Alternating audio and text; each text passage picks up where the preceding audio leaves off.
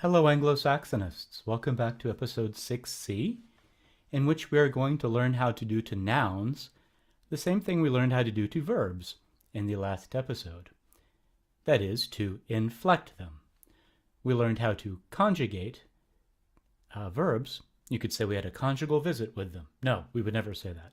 Today we're going to decline nouns. We're going to learn how to put endings on them and learn their inflections. That's a wee bit technical, so I thought I would ease you into today's episode with some truly beautiful archaeological finds. The Sutton Hoo treasure is one of two great, but the greatest, discoveries of Anglo-Saxon material culture. It was dug up in 1939 when some folks started digging into these mounds in a place called Sutton Hoo. And what they found was a literal treasure trove of ancient objects of art, possibly of ritual, of culture, from the 6th, 7th century. It's now in the British Museum, and it's really extraordinary to see. What they found was, in fact, a burial mound. And I've written there at the bottom, the ship burial sheds light on something in Beowulf. Let me explain how that works. This is near a river, the Devon River. You see, these are not very impressive looking mounds, but they had apparently withstood the test of time. Here's where they're located. You see the circled skull. That's where Sutton Hoo is. And just let me pause on the map for a minute and point out some things which, if you go to England, you can understand and connect to our course. You see just above the skull is East Anglia. You can understand from that name what people settled there. The eastern division of the Angles, as in Anglo-Saxons. Now look at the pinkish swath across the whole south part of England. We have the largest name, Wessex. Who settled in Wessex? Not the Angles, but the Saxons. Well, which division of them? The Western Saxons. Wessex is West Saxon. London is very near to Sussex, who lived in Sussex, South Saxons, and north of London you get Essex, which is, of course, the East Saxons. So we're in East Anglia, in Sutton Hoo, and I imagine that some folks went out. Oh, there's this British show. It's a sitcom. I think it streams on Netflix. I think that's where I've seen it. It's my favorite kind of humor, sort of deadpan humor of the ridiculous, and it's called The Detectorists, and it centers on a bunch of sort of colorful local losers who have a metal detecting club, and they all have metal detectors, so they call themselves Detectorists. And I imagine one of those folks was going out to the bump in their field and started digging, and this is what they excavated. Notice that it's in the shape of a ship. There's no wood there because over a millennium and a half the wood would have rotted away, but you can still see the negative impression where the ship's beam was, the prow and the stern and all of the cross bracing. And if you look at the left picture, there are all these little dots. Those would be iron nails, which had rusted but were still there with no wood in sight. The wood had become soil, dust to dust. So what we have here is a ship burial. Some dude, some Anglo-Saxon dude, was buried in his ship in this mound by the river. And this is important for literature because it sheds a lot of light on something that previously we thought was perhaps just fantasy, just literary. In Beowulf, the Old English epic that is remaining today, we learn about an ancestor of Beowulf. And the part of Beowulf that tells about this ancestor's funeral tells us that he was buried in his ship. I'll read you just a bit of it. In modern English, of course, a tall ship stands in the harbor. This one was buried, but the one in Beowulf is a water burial. A boat with a ringed neck, rocking on the icy waves, eager to sail. Along the shore the people stand They look at the ship with sad faces, their hearts heavy because of their king. His days are over. He must cross into the keeping of the Lord. His name was Shield Shaving. He was a good king. In Old English, it's a wonderful sentence. That was good kinning. That was good kinning. The hour has come. The men who have been his sword companions carry him to the water's edge, as he told them to do. In the ship's middle by the mast, they lay down their lord and master, and round him, here's the key part, they make a mound of treasure, shining shields, weapons, warriors' armor. The men leave the ship full of sorrow, leave the old king to his journey. They let the seas take him as the ship sails. For a long time, we thought that was just a literary device, perhaps, but here we have actual physical evidence of a ship burial on land. What did they pack for the dead Anglo-Saxon dude to take with him on his journey? That's what's really extraordinary. Oh, you can see a reconstruction of the boat. You can see about the size of it compared to the people. They found this helmet. Left is what it actually looks like. Right would be a reconstruction of what it probably looked like. The gold, the silver, this was some important Anglo-Saxon dude. And that would be ceremonial armor. Gold and silver are not very strong if you have an iron mace coming at you. But look at how, A, gorgeous, B, impressive that is. If that came at me in a dark alley, I don't know if I would go up and start, fawning over it and petting it, or if I would run screaming in the other direction. Probably be torn. Also, notice how there's mustache armor. Totally cool, right? You got to have armor for your stash. Next, coins. But coins from different kingdoms, because they didn't have the euro back then. And when you would travel, traveling was difficult for many reasons. Language changed every few hundred miles at the most, and so did currency. And so he was given the currency of many different kingdoms, just in case the pop machines in the afterlife took a different kind of coin than the one that he used at home. The bowl, the staff, the harp, the bowl, if things were crushed, the roof of the ship caved in at some point. So everything's two-dimensional. You got to kind of expand it back out to 3 dimensions in your mind. A beautifully ornate bowl, a ring, possibly a ship's ring or a staff top, and notice it has a heart. That's, heart as in deer, stag on it. Heart, by the way, is what Heorot means. Heorot is the name of the hall where Hrothgar lives, where Beowulf comes, outside of which Grendel lives, the Heart Hall, and there's a heart. On the right, we only found the strings. The wood is a reconstruction. It had disintegrated and decayed also, but that would be a harp, like the one that was passed when Cadman ran away from the harp and didn't succeed in running away, because that's how he became a musician. These might not look very impressive, but they're shield ornaments. And the guy in Beowulf buried Shield Shaving. Shield, his first name was Shield. So shield ornaments, if you look at the thing just to the right of the centerpiece, you see kind of a beak, and you see curled talons. And to the left of that centerpiece, you see, this is going to be strange to describe, but in Beowulf there's a dragon, which is called a worm. And this is apparently the Anglo-Saxon image of a dragon, the thing that Beowulf fights, his third enemy. The mouth is sort of top left, looks a little bit like a vacuum cleaner attachment.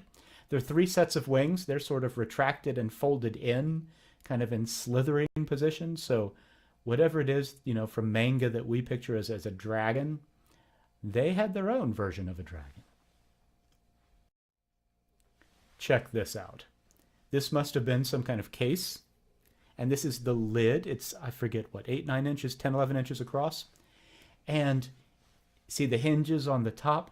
These people might have been a warlike tribe, but they had gorgeous art and incredibly skilled craftsmen. The gold is gold, hand-worked. And inset into the gold is garnet. Garnet is a semi-precious stone. And look, do you see the checkered sort of blue and black bits that are inset into that? I'll tell you about that in the next, but just examine the artistry of this people. If you ever start thinking about a phrase like the Dark Ages or the primitive Middle Ages, I would just ask you to go out and try and, sit down and make one of those things yourself. See how primitive you feel. Here's a close-up. Garnet stone inlaid into gold. I've done some inlaying in wood, which is forgiving. It moves a little bit. Inlaying in stone and glass is incredibly hard to do that accurately. So here, I believe we have an image of a man in the middle, arms crossed, with his ears being sucked on by two dragons. I'm not an art history specialist. That's just my personal interpretation. But I want to call your attention to the black and blue checks. That's called millefiori glass. Yes, that is glass. And the way they would make that is by taking colored, either maybe beads of glass or making rods of glass with different mineral pigments, and then they'll give it mineral colors, blue and black, and maybe chopping those rods into beads and then heating the beads so that they kind of melt together and they give you this pattern called millefiori. Mille is the Italian word thousand, and fiori is flower. By the way, if you ever see like consonant and then the vowel I in an Italian word, like bianca, you might work yourself back to Latin consonant plus an L. So bianca means, it would be Latin blanca, which means blank or white. And fiori is from Latin flori, which is close to the root for flower. Like floral, right? 1,000 flowers is what they call that technique. This is a clasp and a brooch. Notice the interlace design. It's a serpentine design on the top right with the illusion, trompe l'oeil, that it passes underneath itself, that it has three-dimensionality. And just notice the gorgeous symmetry, perfection of layout in the clasp and the brooch. This, though, has to be the masterwork. This would be a shoulder fastener for something like a cloak, sort of like a toga. There'd be a back part and a front part, sort of sheet-like, and you would put the two halves there together, and you'd put that pin through to create a kind of hinge, and it would be a kind of joining for clothing. Notice the serpent, which is sort of eating its own tail, winding around. They love the interlaced design shared by the Celts and the Anglo-Saxons, and all of the different versions of millefiori glass in there. If you ever make your way to the British Museum, make sure to stand in front of Beowulf and make sure to go see the Sutton Hoo treasures there. They're just truly extraordinary. And they give us an image of what the material culture, the aesthetics, the art world was of this, the people represented in Beowulf. Nothing to say about that, but wow. That's the closing mechanism together with the pin in it. Diminutive little thing, a few inches across. Extraordinary craftsmanship. Well, easing our way into the language spoken by the people that made those works of art, it's time for our Cadman recitation. Do it along with me. Use your pronunciation, use your names of God, use your meaning, use your sheet, use your alliteration. Here we go. Let us now praise. Think the meanings. Don't just make this rote syllables. Think the meaning. Speak it and know what you're saying. So find your handout. Here we go. Nu shulan herian heovon reaches weard. Meotodes meachta and his modjethank. Weorg wulder vader, swahe wundra jehwas, eche drichten or onstelde. He erst cheop, eorden bearnum, heovon te hrova, halli shippend. Thaw midanjard, mon ken is weard, eche drichten, after teode firum foldan, freya almichti. Oh, y'all are doing very well. That sounded excellent. Well, our primary subject today, as I mentioned, is nouns. At this point, I need you to either copy down what you see in front of you or print out the sheet accompanying the homework. You might need to take some notes depending on how many foreign languages you've studied and how good your grammar is, because today we're talking about the cases of nouns. What is a noun case? A case is basically a role that a noun can play. We don't have to worry too much about this in English because we don't mark cases because we're no longer an inflected language. Other Indo-European languages are inflected to one degree or another. For instance, let's see. If you have Spanish, we have inflections of the article, the word the, for masculine and feminine, and both of those inversions for singular and plural. So you have el, masculine singular, which becomes los in plural, and we have la in singular, which becomes las in plural. That's an inflection of the article, the word for the, which goes with nouns. German has many, many more. German, in fact, looks much exactly like, frankly, this chart here. So if you've had some German, this will be super familiar. So what do we mean by case? Back to case. Case is the role a noun plays. The four cases in Old English and in German are nominative, and that means the subject of the verb. So if your grammar's a little bit, needs some polishing, some burnishing, follow this procedure. To figure out a noun case, start by finding the verb in the sentence. You might circle it. And so there's a verb. And ask yourself, who or what is doing the verbing? That's the subject of the verb. The case for that role is nominative, N-O-M, usually. Okay, there's verbing going on. Skip genitive for the moment, drop down to accusative. There's verbing going on. You can say to yourself, verbs what? So if there's eating going on, Fred eats a donut. So there's eating going on, Fred's doing it. Fred's nominative, the subject. Donut is eats what? Eats the direct object, receives the action of the verb. That's accusative. And if he was eating donuts, that would be accusative plural. And if they eat donuts, then you have nominative plural subject eating accusative plural direct objects.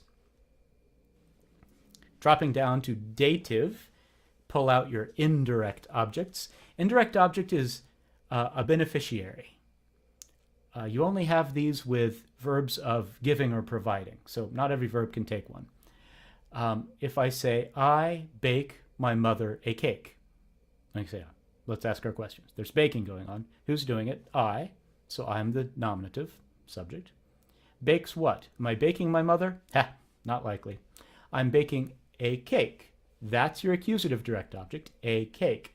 Well, what about my mother? That's your second object in a ditransitive verb, a verb with two objects. It's the beneficiary, the 2 or 4. Sometimes I write the actual numbers 2/4 to remind myself that's what an indirect object is. 2 or 4, my mother, she's the beneficiary of this. Dative has a second role in Old English and often in German, which is the object of a preposition. Now that's a whole different thing because it has nothing to do with verbs. So if I were to say, I eat a donut on the shore, take the word shore. It gets its case from the preposition on, and on the shore has its own, it's like there's a bubble around it. It's its own little ecosystem. And on throws a force field of dativeness onto its object. So the object of a preposition is going to be dative as well. What do we leave out? Genitive. That just means possessive. You can think apostrophe s or s apostrophe for singular and plural. So this is my father's world. Father apostrophe s. Father's is possessive. So genitive means possessive. In English, basically all of, let's take the word stone. In English, the left side, the singular side, is just going to be stone, second, stones, apostrophe s, and then stone and stone. On the plural side, it's going to be stones, stones, s apostrophe, stones, and stones. In other words, we hardly have to think about anything but pluralizing with an s or making possessive with an s. But the Anglo-Saxons, our language used to have to think a lot more about nouns. So let's take That's actually my dad's name, and it means stone in Anglo-Saxon. So nominative, singular, is stan. The plural is stanas. That's pretty close to today. Stones, right? With an AS ending on the root. Now let's do genitive. It's still an S, but it's got a different vowel in there. Stanes. If you make it genitive plural, this one's a bit of a surprise. Stana. Interesting. So, like the Stones, STONE''S. Ooh, like the Rolling Stones are still on tour, so like the Stones concert, that would be Stana, the concert of the Stones. Accusative, if we're doing something to the stone, that's actually leveled out with the nominative. Accusative and nominative are the same in both singular and plural. Saves you a little bit of work. Now dative. We rarely ever think in terms of dative. So indirect object, beneficiary, object of preposition, stane, like something I bake. Oh, if I bake the stone a cake, it won't really appreciate it. Or if I give the stone a bath, it's the beneficiary, that's stane. Or of the stone, stane, to the stone, stane. How about to the stones, plural? Or I give the stones a good scrubbing. Stanom. Yeah, isn't it great we don't have to worry about this anymore? We have to worry about other goofiness, but not this particular goofiness. This particular crud, barnacle damn it, has gone away. And in an upcoming lecture, we'll learn exactly why all of these things went away. And it wasn't just, they were too complicated for the human mind to deal with, because tons of other languages have this many and even more. Latin has more cases than this. 6. Greek has 6 or 7. And Sanskrit has 8. And we think Proto-Indo-European had 8. So not just 4 roles, but 8 roles for nouns, all with their endings. Oh, and by the way, this is only one pattern of endings. You see the top? This is only the pattern for masculine nouns, because yes, nouns had gender. Not just biological gender, they had grammatical gender. Every noun was divided up into masculine, feminine, neuter. German still is. And you have to memorize this.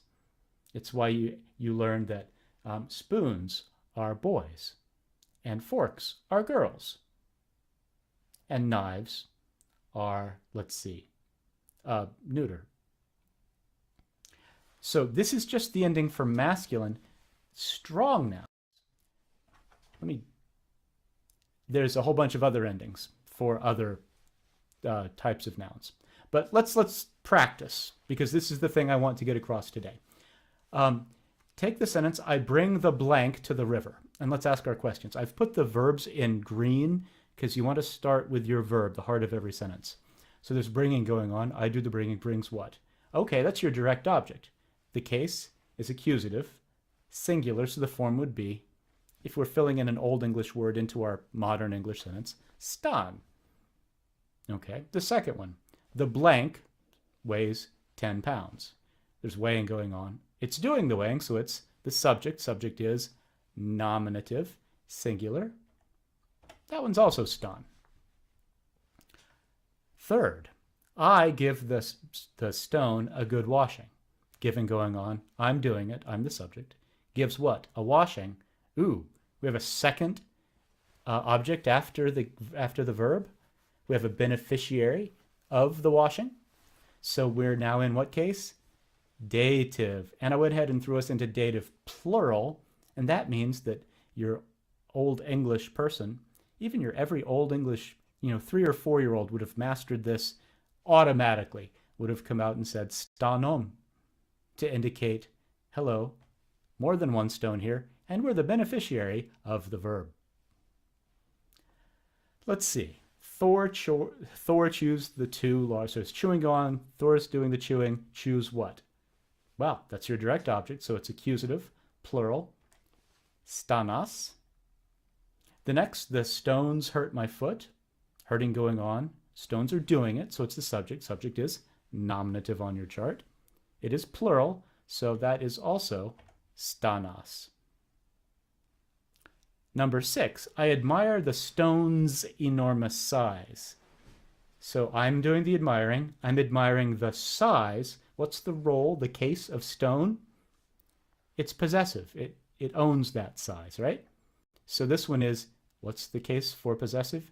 Genitive, right? And this is stanes because it's singular. The next two take us into the realm of prepositions. So we sit on the stone.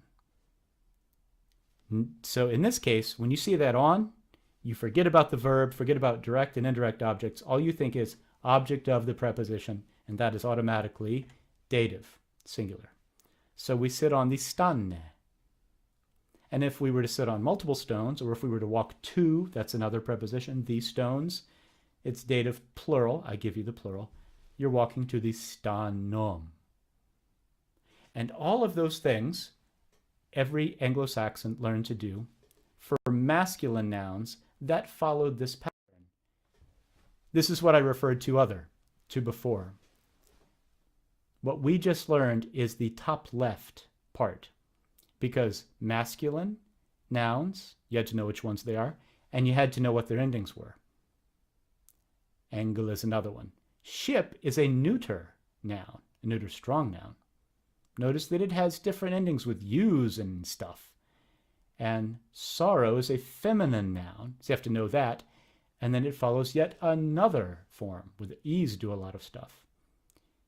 And to beat that, there are also weak noun declensions, where you get a lot of N's doing things. So I've just given you one of the 6 or 7 different patterns for Old English noun declensions. That's right, it could be much worse.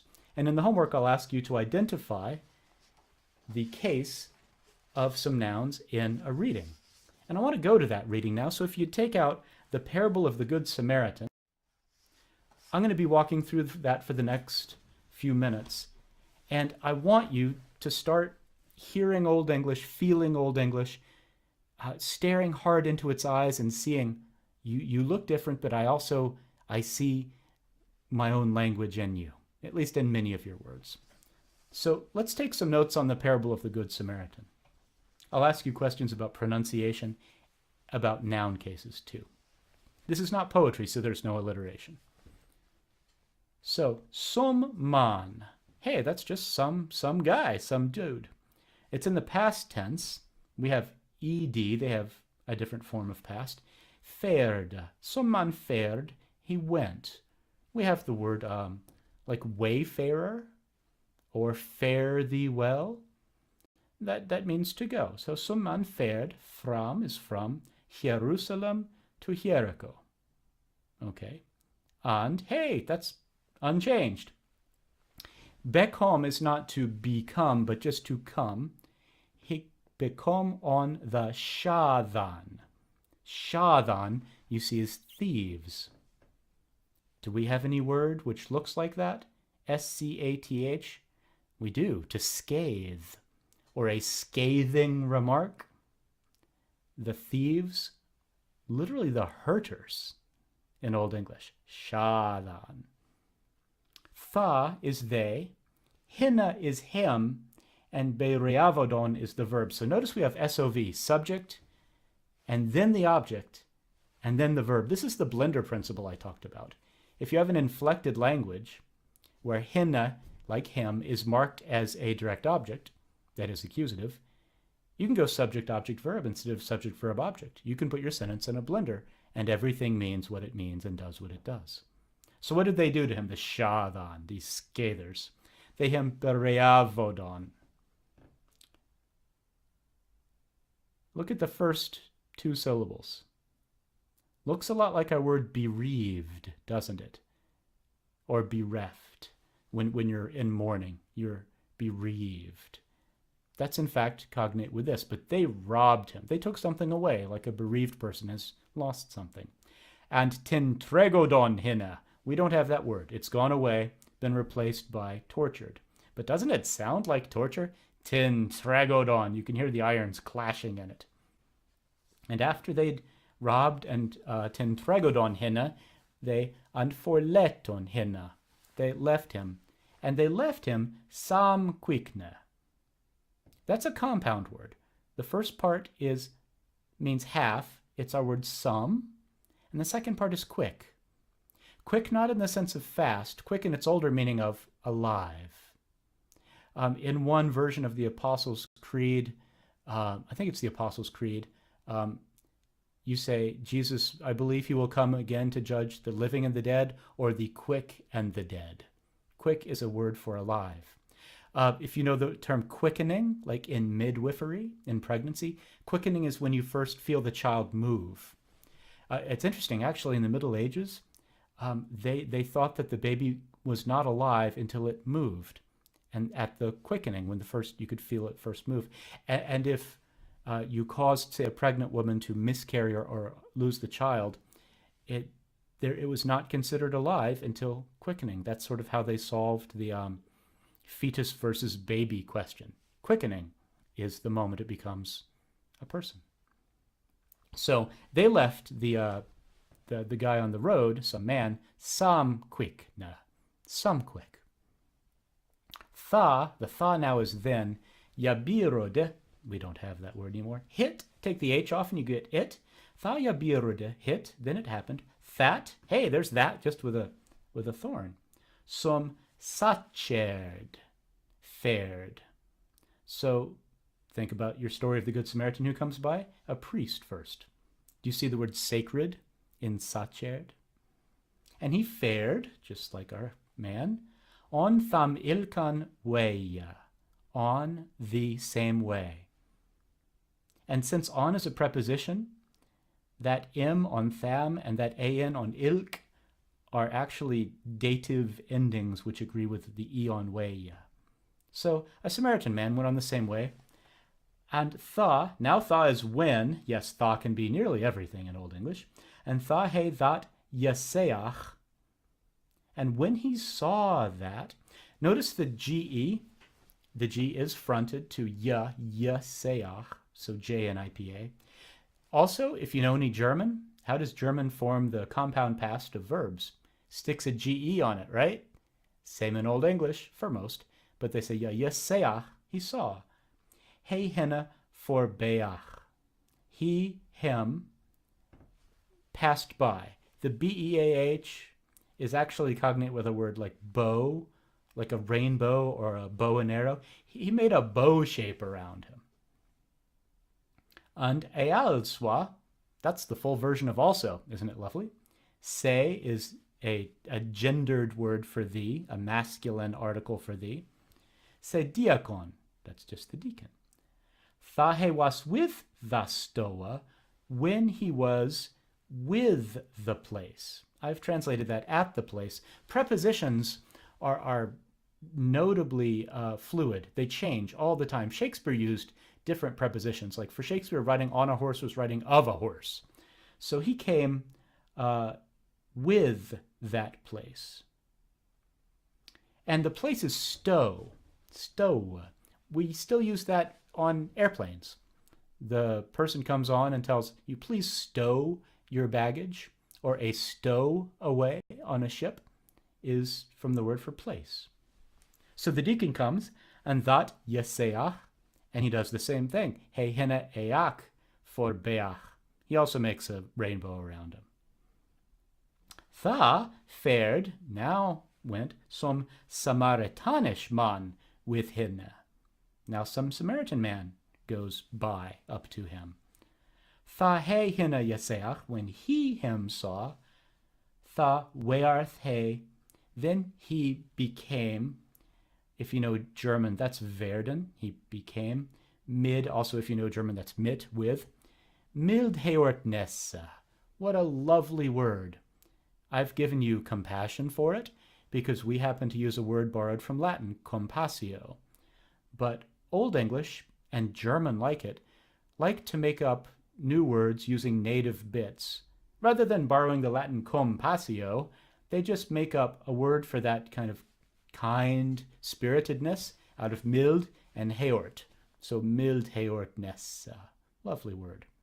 And he was mild heortness over hinne asturd. He was stirred with compassion for him, in this case, over him.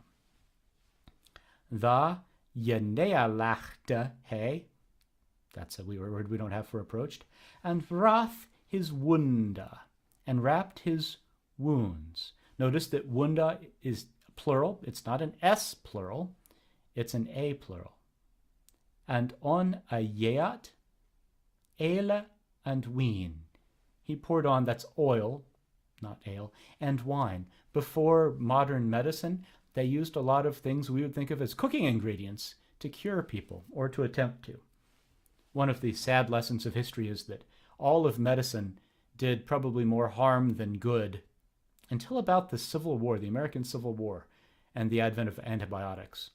Only at that point were you, on average, better off for having gone to the doctor than not.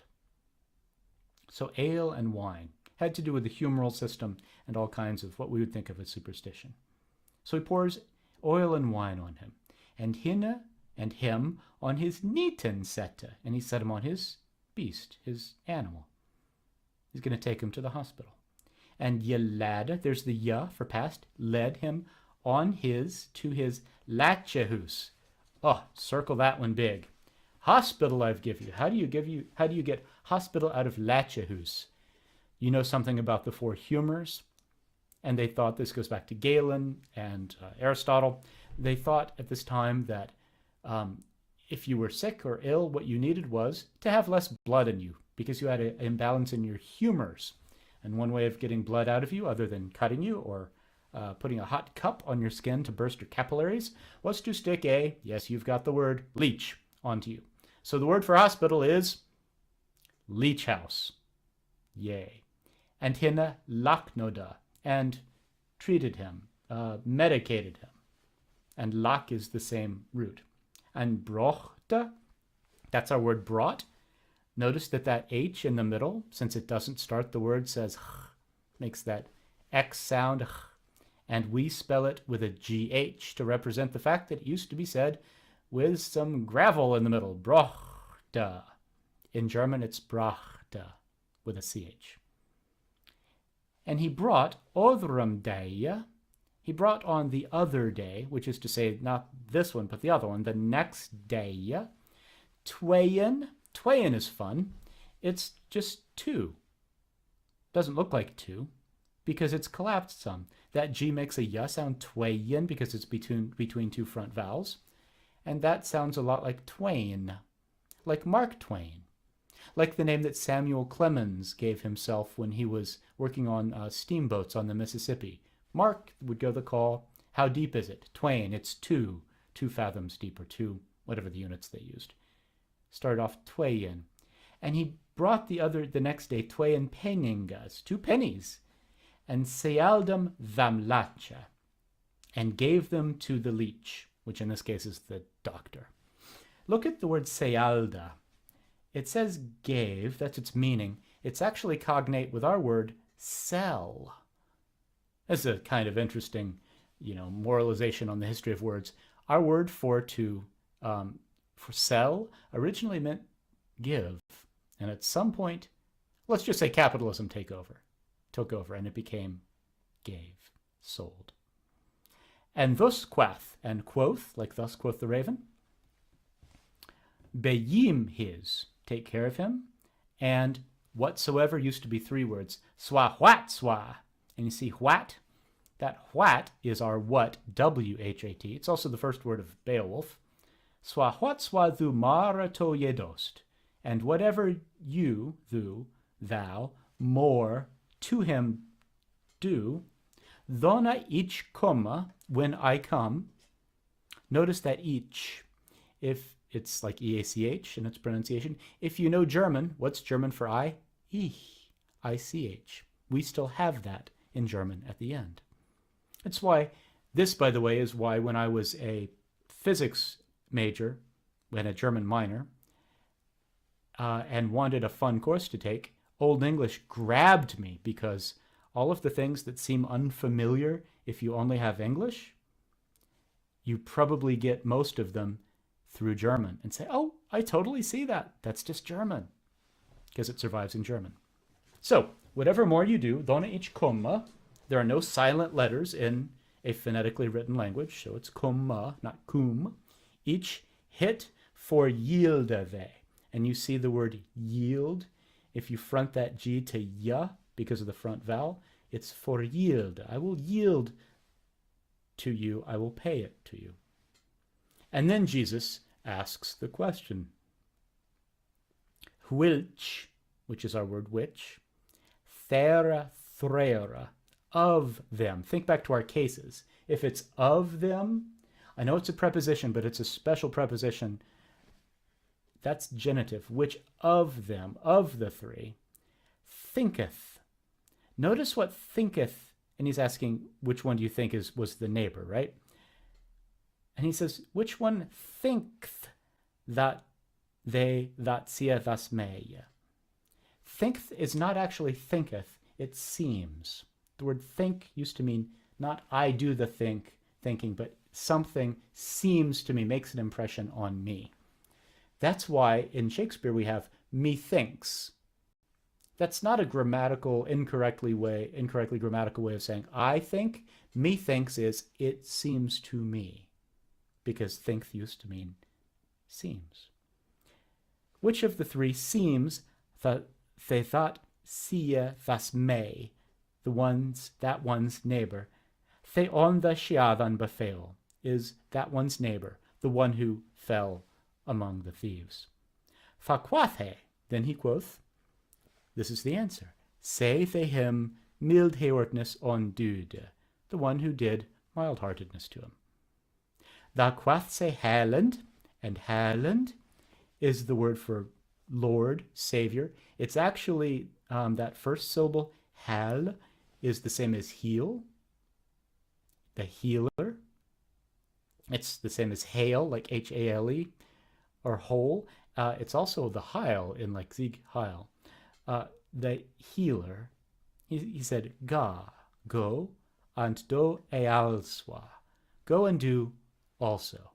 Go and do the same. And to you, go and do your homework on noun and verb inflections.